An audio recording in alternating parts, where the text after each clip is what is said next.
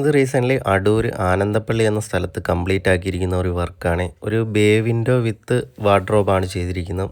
ഒരു 2 ഡോറിൻ്റെ വിൻഡോ ആയതിനാൽ ബേ വിൻഡോയ്ക്ക് കുറച്ച് ലിമിറ്റേഷൻസ് ഉണ്ടായിരുന്നു. ആ ഒരു രീതിയിൽ ഞങ്ങൾ ചെയ്തു കൊടുത്തിട്ടുണ്ട്.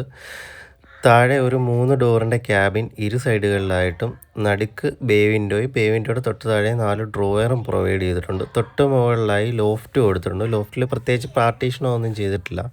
ടോട്ടലി വലിയ സാധനങ്ങൾ വെക്കാൻ പറ്റുന്ന രീതിയിലാണ് ലോഫ്റ്റ് ചെയ്തിരിക്കുന്നത്. അലുമിനിയം പ്രൊഫൈലും PVC ലാമിനേഷൻ ഷീറ്റുമാണ് ഇതിന് മുഴുവനായിട്ട് ഉപയോഗിച്ചിരിക്കുന്നത്. ഇതിൻ്റെ ഇൻസൈഡ് വരുമ്പോൾ ഒരു വൈറ്റ് PVC ലാമിനേഷൻ ഷീറ്റാണ് ഉപയോഗിച്ചിരിക്കുന്നത്. ഔട്ടർ ഫ്രെയിം മാത്രമാണ് വുഡൻ ഷെയ്ഡിൽ കൊടുത്തിട്ടുള്ളത്.